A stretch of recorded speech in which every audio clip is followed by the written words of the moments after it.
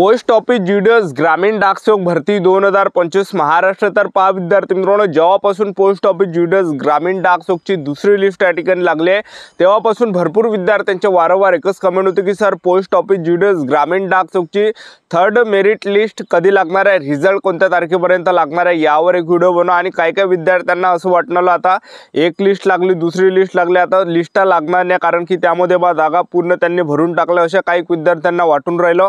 तर याबद्दल सुद्धा आपण तुमच्या मनातून जे भ्रम त्या ठिकाणी काढून टाकणार आहे की यामध्ये तिसरी लिस्ट लागणार आहे की नाही लागणार आहे आणि किती लिस्ट या ठिकाणी येणार आहे।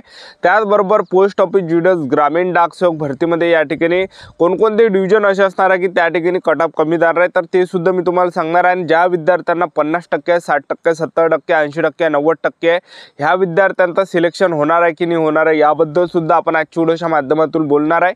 आजचा व्हिडिओ खूप महत्त्वाचा होणार आहे, व्हिडिओ शेवटपर्यंत बघा आणि व्हिडिओला आताच लाईक करा। नमस्कार विद्यार्थी मित्रांनो, माझी नोकरी कॉर्नर यूट्यूब चॅनलवर मी गोपाल वानखडे तुमचं सर्वांचं सहर्ष स्वागत करतो। तर मित्रांनो, व्हिडिओचा थंबनेल बघून तुमच्या लक्षात आलं असेल की आपला व्हिडिओ कोणत्या टॉपिकवर होणार आहे। व्हिडिओ सुरू करण्याच्या आधी आपल्या यूट्यूब चॅनलला सबस्क्राइब करा जेणेकरून प्रत्येक भरतीचे अपडेट तुमच्यापर्यंत सर्वात आधी पोहोचेल। जास्त करून पोस्ट ऑफिस जीडीएस ग्रामीण डाकसेवक भरतीच्या रिलेटेड जास्त व्हिडिओ आपल्या चॅनलवर अपलोड करत असतो। व्हिडिओ सुरू करण्याच्या अगोदर सर्वांना एक रिक्वेस्ट आहे की तुम्ही कोणत्या डिव्हिजनमध्ये फॉर्म भरला आणि तुम्हाला किती पर्सेंटेज आहे हे नक्की व्हिडिओ खाली कमेंट बॉक्समध्ये लिहा जेणेकरून नेक्स्ट आपण व्हिडिओ कटावर या ठिकाणी आणणार आहे। आणि या व्हिडिओच्या माध्यमातून मला माहित पडणार आहे की मुलांना अजूनही किती पर्सेंटेज आहे, कोणकोणत्या डिव्हिजनमध्ये किती पर्सेंटेजवाले मुलं अजूनही राहिलेले आहे। तर त्याच्या हिशोबाने जे विद्यार्थी मित्रांनो तो अभ्यास पूर्ण आपण कटावर पुढील व्हिडिओ त्या ठिकाणी आणणार आहे अभ्यास करून।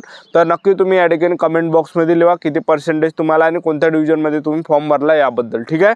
तर पाहता पोस्ट ऑफिस जीडीएस ग्रामीण डाकसेवकची जेव्हा पहिली लिस्ट त्या ठिकाणी लागली होती तर तेव्हा सुद्धा मी तुम्हाला सांगितलं होतं की ह्या तारखेला या ठिकाणी पहिली लिस्ट लागणार आहे। 23 मार्चला पहिली लिस्ट लागणार आहे, रिझल्ट लागणार आहे मी तुम्हाला सांगितलं होतं आणि 22 मार्चला त्या ठिकाणी रिझल्ट आलता होता।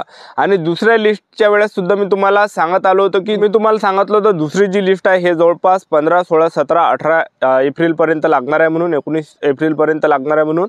पण त्यामध्ये काही सुट्ट्या त्या ठिकाणी आल्या होत्या, 2-3 दिवसाच्या सुट्ट्या होत्या 14 एप्रिलपासून।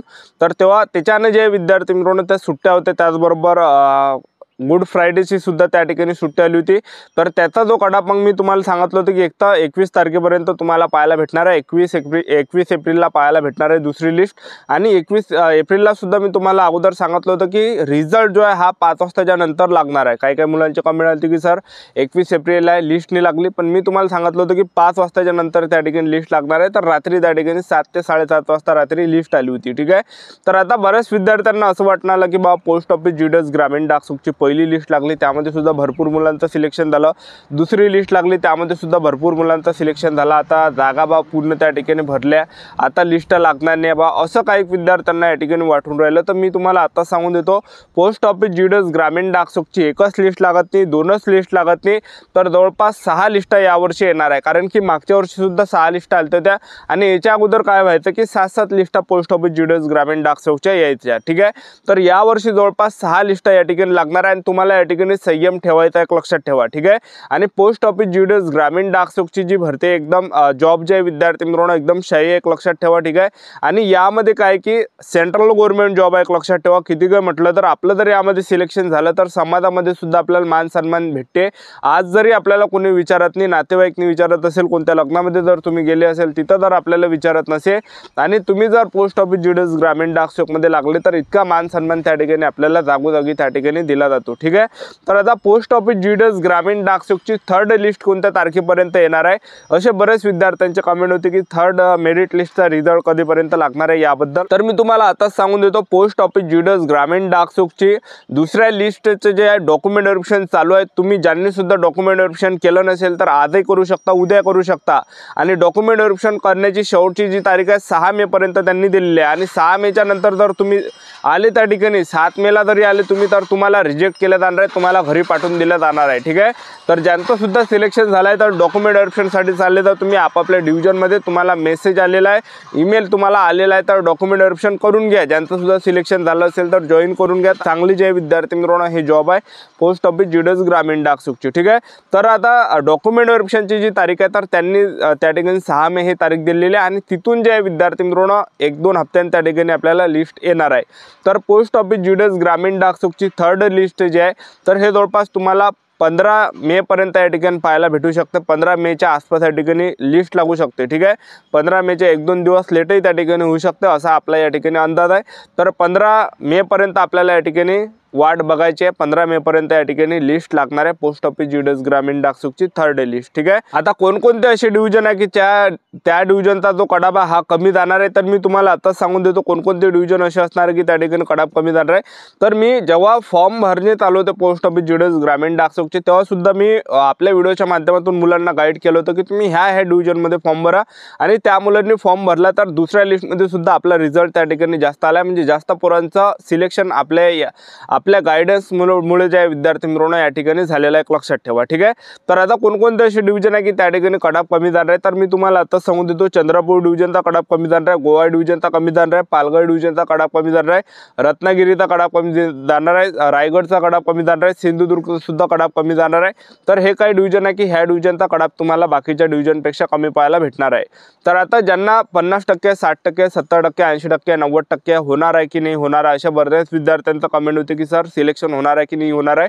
तर मी तुम्हाला आताच एक हिंट या ठिकाणी देऊन देतो, ज्या पण विद्यार्थ्यांना 50%, 60%, 70%, 80%, 90%, तर आपल्याला या ठिकाणी जे विद्यार्थी मिळवणं संयम ठेवायचा आहे, कारण की कटाप याच्या अगोदर जे लागलेले आहे 50%, 60%, 70% अशा प्रकारे जे कटाप याच्या अगोदर लागलेला आहे, तर त्यातच मी तुम्हाला एक उदाहरण देतो। तर तुम्ही या ठिकाणी स्क्रीनवर बघू शकता 2022ला जे विद्यार्थी मिळवणं लिस्ट लागली होती पोस्ट ऑफिस जीडीएस ग्रामीण डाकसुखची, तर गोवा डिव्हिजनचा जो कटाप गेला होता, तर पहा गोवा डिव्हिजनचा ओबीसी कॅटेगरीचा जो कटाप गेला होता फक्त 50 मार्कावर 50%वर कटाप गेला होता। त्याचबरोबर गोवा डिव्हिजनचा जीडीएस बीपीएम पदाचा यूआर कॅटेगरीचा जो कटाप हा जवळपास 65वर कटाप गेला होता।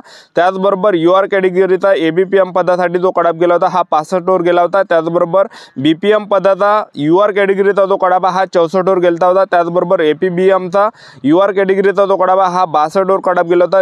एबीपीएमचा जो कडाप आहे यूआर कॅटेगरीचा तर हा जवळपास 60%वर कडाप गेला होता। त्याचबरोबर जीडीएस बीपीएमचा जो पद आहे ओबीसी कॅटेगरीचा 60%वर कडाप गेला होता। जीडीएस एबीपीएमचा जो एसटी कॅटेगरीचा जो कडाप हा 43%वर गेला होता। जीडीएस बीपीएमचं जे पद होतं तर यूआर कॅटेगरीचा जो कडाप हा 63%वर त्या ठिकाणी कडाप गेलेला होता। ठीक आहे, म्हणजे सांगायचं एवढंच की जवळपास 50%, 60%, 70% वाले विद्यार्थ्यांचं सुद्धा या म्हणजे गोवा डिव्हिजनला सिलेक्शन झालं होतं 2022 मध्ये। ठीक आहे, तर कधी कधी कडाप या ठिकाणी कमी सुद्धा जाऊ शकतो, एक लक्षात ठेवा। तर आपल्याला या ठिकाणी संयम ठेवायचा आहे।